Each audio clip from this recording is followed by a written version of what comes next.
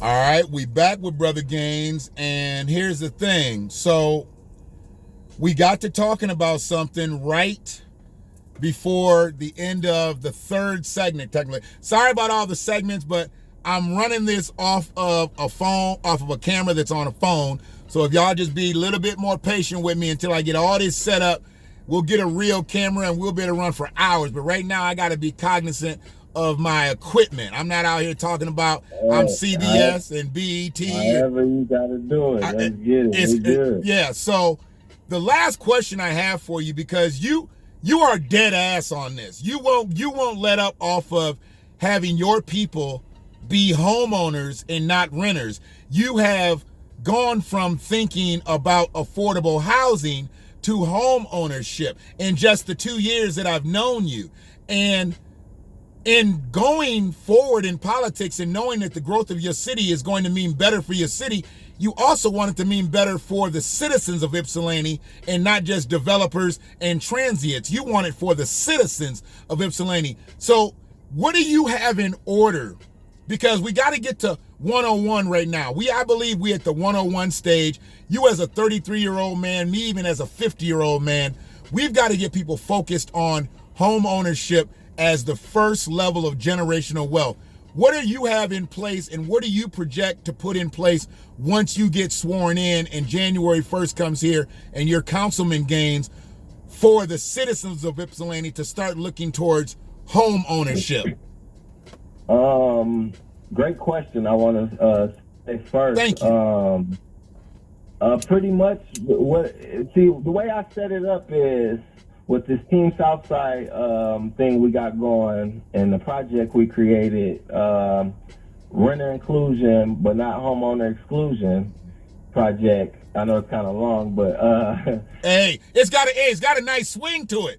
What is it? Yeah. Homeowner, renter inclusion, but not homeowner exclusion. So there we're not excluding the homeowners either. We need their help too. We need them to come to the table. We need allies, brother. We need allies. Right. But my point was that project, because it's starting in January, whether I'm in the seat or not. Okay. And so, like I said, we already have the team. I will be posting the project via social media in the next, day or so. Okay. So you'll be able to see the people will be able to see the team I'm talking about. They'll be able to see the banker. They'll be able to see the credit repair people, the realtors, the nurse we have, the clinical social worker. We got graphics and design people, like just anything you could think of, and people want to add on. People like, look, I do this, and I dedicate my time, and I'm, and they're invested in the city of Ypsi. Well, it looks like I just got another dose with your team. When everything gets assembled and gets ready to push through, then we'll have it together, because I do got a Zoom account. I ain't balling out here, but I do got a Zoom account, and we'll get your whole team on, and we will push this movement, because we definitely need renter inclusion, but not homeowner exclusion, because it's all about the village. It's about the whole village. It's not just about people who rent. It's not just about people who own. It's not just about black people. It's not just about white people. It's not just about minorities, people of color. It's about the whole village. It's about the whole village. And at the end of everything, I learned, big homie, it's all about information. Right. And if you operating like a resident, or you believe you're a resident, you're going to be a resident. Right. But now we're trying to strike a nerve with, like, look, it's a different level to being here. Right. You belong here. You're from here. Right. This place could pay you. If you own your land, you can go to the bank and take out that loan for what it's supposed at. Right. That's the earth paying you. Right. So we're just trying to educate the people on it's kind of a slick spiritual level more than just talking politics and numbers. We're trying to take the chains off our people. Like, look, it's so much more out here for us just here. Yeah. And so, like I was saying earlier, I counted 995 apartment building doors. Okay. And so imagine if it's 4 people on the average that live in each one, how many people that is. I gave it a estimate of 2. Right. And we came up with, 1,990 people. Yeah, you're just short of 2,000. Yeah. So it's really more than that, though, you know. Yeah. But so imagine there's thousands of people that just reside, Right. you know, and then you got only so many owners within this area, you Right. know, that's owning. You got Bill Properties, McKinley, and you know, a couple other ones, you Right. know. So we got a lot of educating the people to do. That's why we're doing 12 times a year, every month. And here's the thing. You ran off some people. You do have a dedicated real estate agent on the team? Okay. Do you not right now have I do. Okay, so I you've do. got dedicated real estate agents, and one of the things, we'll talk more about this off air because we ain't gonna hold the people up. We almost held them about an hour right now, but it's been so fire. I really ain't felt like we've talked an hour. It's been crazy. But what I want to do, I want to go over something with you because one of the things that I've learned with real estate agents, especially, and I'm gonna go with it, black real estate agents. Mm-hmm. They don't always specifically go for black business. They go for the best FICA. They go for the best income. They go for the best debt to income ratio, but they don't always go for black business. And this is a situation that if we are going to push for our brethren to be citizens of Ypsilanti, home ownership's got to be it's got to be at the top of our priority list. Now that's whether we're talking about owning a condominium, whether we're talking about owning a manufactured house, a single family dwelling, a duplex, you live in one part of it and rent the other part of it. Whatever we're living in, we need to have a stake in it. And real estate agents, if anybody got the information, real estate agents have the so they need to, just like they redlined us and said this is where you are allowed to live as black people, real estate agents need to be marking the spots that become available, and they need to be promoting those places for ownership in the black community so we can become citizens in our community and stop being residents. Amen. I mean, I've had a couple guys who said they was going to come on, but I think they probably thought I was going to compromise them and they'd lose a little bit of money as real estate agents, because I don't give a fuck. If you're not trying to help black people become home ownerships, what you take the test for, what you go through the classes for, what you do all that for, if you yourself, and you know it's a shame, I know so many real estate agents, licensed real estate agents, they don't even own a home their goddamn self. That's a problem within itself. How you gonna be a real estate agent and you don't even own a home yourself? And that's why I said, and every time I mention to anybody about Team Southside, I mention these are experts. Like, for example, one of the realtors, Martin Samarco, he just sold one of the Detroit Lions his new house. Okay. You know, so it's at that level and beyond and under. Right. So it's not just, oh, hey, I got my certificate and I want to educate people. No, he has a whole team up under him that he pays. Right. You know, so we got experts. And that's what you need. You need expertise. You are not in a realm anymore where you can just deal with somebody that gives you a business card and says they're a real estate agent. You need expertise. Right. You know, so. Well, I mean, that right there to me, we just setting up for the next one and for the next one and for the next one. And I want to get your team on, and I want y'all to be able to explain where you're going with renter inclusion, but not homeowner exclusion. Because the big thing is for us to move forward as people is we've got to continue to push these narratives, but we've got to speak them ourselves, Karan. We can't let everybody dictate what we do. That's why I didn't pay much attention to the presidential election, because Trump had the Platinum Plan and Joe Biden had the Lift Every Voice plan. But those plans weren't directly talking to black Americans, even though they said, this is what we're going to do for black people. They virtually was the same thing. It was just something that wasn't going to come true. It was just something that they doled out and said, this is what'll help us get the vote. It wasn't nothing tangible. It wasn't nothing really reachable for us to do. So looks like the presidency is going to change hands. Great, so be it. But we've got to put pressure on him, and we've got to put pressure on our federal politicians, our state politicians, and our local politicians to push our narrative. But we can't let them push our narrative. They push our narrative, we lose every single time. And that's why Brother Ice Cube, which I said in this space, I've called him O'Shea Jackson, because I said that's why everybody looks at him like he's so crazy. Because he said, damn either one of them plans. We got a plan. We got to be able to talk. And his plan ain't the plan, but it's something to build off of. And that's what a lot of our people don't understand. You have to have somebody willing to go sit at that table. Right. Period. Especially if we come in with our plan, our narrative. Come on, that man. was wonderful. Come on, but man. it went over when you're dealing with a lot of people who operating at a lower frequency. Yeah. And don't know who they are. Right. Right. They can't see that type of thing. Every move you make with a white politician, you sold out. No matter what it is, anytime you sit down with them, you sold out. Any move you make, you sold out. A lot of people was kind of salty with me about the Beth Bashir situation. Because I didn't want to say, yeah, you know what, F that white woman. Right. And she is a racist. No, I said, well, let's sit and talk.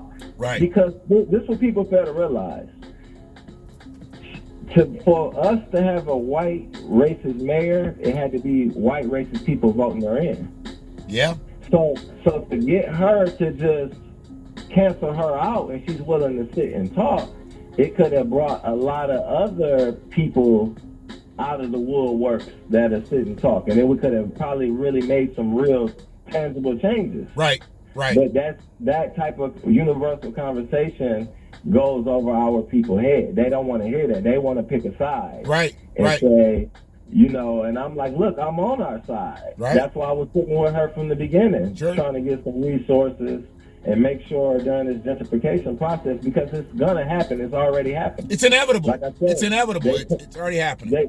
They plan this stuff 20 and 30 years ahead. The master plan. That's why it's called a master plan. Right.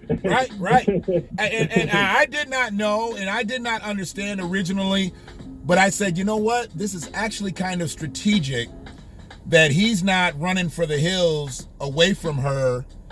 He's being what he's supposed to be, and that's a politician. Because politics is not about emotions. Politics is about exchange. And if you can exchange with her, and she's still going to have them resources, whether she's a mayor or not. She's still going to have that access to white America, whether she's mayor or not. She still has access, and let me just put it out here because that's what I do. She got access to the LGBTQ plus audience first and foremost. And if that's not one of the most progressive factions of people out here, they can move your needle just by saying hello. Right. And and people can't be blind and think that Ward 1 don't have LGBTQ plus residents. And they can't be so blind to think that Ypsilanti is not centrally located for a faction of people that are LGBTQ plus. Right, I agree. But my thing is overall is I'm ready for business. So now Lois is mayor. I want to sit with her and do the same interview I did with the last mayor. There you go. When she's no longer mayor, I want to sit with the next one and go to basketball games together. And that's what it's like our people can't see. They don't get the bigger picture. But I'm not forcing the energy and trying to get them to get that bigger picture. Right. I can live with people saying, oh, I feel you sold out with this or that. Like, I can care less. Long as the results I'm looking at starting January, we're trying to see how many people, number-wise, by the end of 2021, that we have turned residents into real citizens. People who went from a renter, who had bad credit, and we try to really count and see. So we're at the end of the year, we can say, look, we done turned 120 families around. Right. On paper. On paper, right. Not talking faith and prayer and all of that. No, on paper. Look, This person's credit was here. They didn't know nothing about owning a house, and now they working on this. And this the catch, and this is deep. Even if some of them people we educate to where they move outside of Ypsi, I am comfortable with that, because overall we still got to do our job within World One. So if educating somebody to where they get their credit together and they learn about owning a home and land, and they decide to take it to Westland, we were still successful. That's still your notch. That's still your notch. You don't lose credibility because somebody moves outside of the village. You gain credibility because you gave them the opportunity in the ism so they could move out of the village. Right. See, there's a difference between being elevated and moving out of the village than being so downtrodden that you have to leave the village. Right. Because there's people that live, let's be real, there's people that live in Wayne, that live in Inkster, that live in Dearborn Heights. They can't afford to live in Ypsilanti no more. Right. So, and, but ultimately, my main goal is for them to stay in Ward 1 and buy that land, and stay within the city limits. And, sure. So don't get me wrong, but that's not reality sure. or actuality. Sure. No, your efforts are your efforts. As long as you put the right effort out, the right energy out, you are not held to the standard of the results. You are only held to the standard of your effort. If your effort is for the people and you die on the field for your people, nobody can say, damn, he did all that and we lost. No, you stop right there. Damn, he did all that and we didn't help him win. Because then it becomes put on the people. Then you put the onus on the people, because if they don't respond and you do everything that you need to do, hey, you still get your Medal of Honor for the effort. But they get nothing for their results because they've got to get out here and do the work too. You're not going to be able to fill out people's applications. You're not going to get people vetted and help them get into these programs. You're going to have to give them the knowledge, and they're going to have to say, I want to change my life circumstances. Right. And, my thing is, like I say, with the 12 times a year, within each month, the promotion is going to be so hard on it. Right. We setting the narrative. We're going to brainwash them with this. We hitting every door. Every campaign I've done, I've hit every single door within Ward 1. That's not a house or apartment within Ward 1 that can say, I didn't get no flyer from that young man on my door this election or last election. They can't say it because I hit every single door. There you go. So we're going to hit every single door with every month. We got a whole team for everything, promotion. Like I say, all the way, big homie, from graphics and designs. We have a nurse, clinical social worker, 2 real estate agents or realtors. I wouldn't know what the exact credential is. Sure. But you get my drift. Absolutely. A banker. Just so it's like we're moving, and I'm real proud of that. And that's gonna move and launch the first of the year, whether I'm in that seat for city council or not. Okay, well, you will be, so we're not worried about that. We just going to have to work on getting this information out and how people can push the envelope to get you in there, because you're sitting right now as a person, you're a man without a council, but you've already got in play education, healthcare, finance, home ownership. And you've already got the team building for that. And you've already got experts on your staff. See, if you don't get in and you still put this together, did city council miss out? Because, see, that's the problem now. If you put this together and they don't put you on city council, now they're going to have to come to you. Now they're going to have to do for you. That's going to be the problem. I can't answer that one, but I hear where you're going with it. Okay. I hear where you're going with it. Okay. Let me deal with my daughter here. Hold on a second. Yeah, I'm finishing on my. I got to shoot a move myself. Oh, okay. Okay, yeah. So let's do a call. I'm uploading, and I know it's gonna be slow tonight. Let's do a call soon. Okay. Once this goes over, you know, the 12 people that watch my videos normally hopefully goes to 20 because of who you are. And hold on, I got another call coming. Hold on 1 second. Hold on, bro. I'm here. Come on. All right, man. Bye. Okay, so I'm sorry. Everybody's handling. You got family back in. I'm back on business. So here's the thing. I think what we got is gold. I think what we'll push, and I'm joking when I say 20 people, because it better be more than 20 people. I know who you are, and I know what you do. But this is up to the people from this point on. You've laid it out here, bro. And you ain't disparaged nobody, and you ain't did nothing wrong for nobody. This was a misunderstanding and a miscommunication, and I think a lack of knowledge on the political stage for people. And what I want is for people to know. My grandson's waving to me. Hold on, youngin. Hold on 1 second. Hey, buddy, I'm on my video, so I'll call you in a minute, okay? Okay. Sorry. My grandson trying to look at me through my truck, you know, and he can't see in the windows, and it's probably weird to him that he's like here, but he's not getting out and like hanging with me. So yeah, so his mom was just trying to come up here and grab her milk or something. I don't know, whatever it was, but it's one of them things, dude. What we got going, I think it's just your new energy, dude. We need your energy on the council. And I think within a few years, we'd probably be calling you Mayor Gaines. And then I don't know exactly where you go from that point on. I'm not going to push it out here right now, but I'm just saying, I think people have to look towards the future. And hey, if they do decide that you're not the right person to be on city council, you still got renter inclusion, but not homeowner exclusion. Like I said, at the end of the day, they going to have to come see you anyway. So they need to just go on and kind of acquiesce, get in line, and make sure we do this the right way. So when they want to talk to renter inclusion, but not homeowner exclusion, they can just look over across the table and not have to put you on a Zoom call or invite you into the council meeting, because at that point, they're showing you they need you.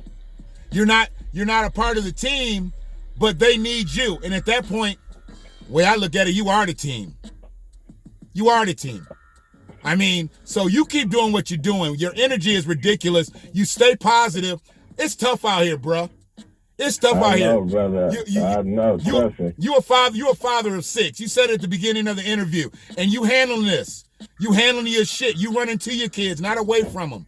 You run into the business, not away from it. So you don't stop that, and you don't let nobody else turn you away from what you got going. Because what you're doing is the right thing.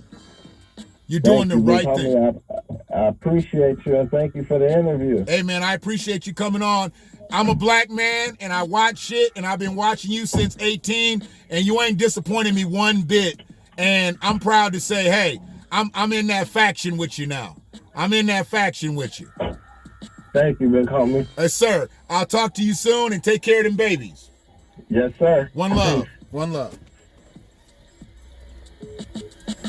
So yeah, I just want to finish this up, man, because that's about as real as it gets. It didn't all go the way y'all probably wanted it to go. I had to get out and talk to my grandson. My daughter's looking for my keys so she can get her milk out of my refrigerator. Hey, it's the BlackWatch. This is what happened with black people, you know. But see, we controlling our own narrative. We doing our own thing. And we had a great conversation with Brother Karan Gaines. This brother better be on city council come the beginning of the year, because the city of Ypsilanti needs him. They need his energy. They need his fierceness, his relentlessness. They need his ideology. The people that have been there for the last couple decades haven't pushed us to where we needed to be, and they need his help to do so. We don't mind if they're there. They just can't get in the way. So I'm going to ride with him. I'm not a city of Ypsilanti resident, but I know plenty. And I'm going to push those people to ride with him. And I'll be there on the sidelines all the time. I'm a black man. And I watch shit. That's why it's a BlackWatch. One love, y'all.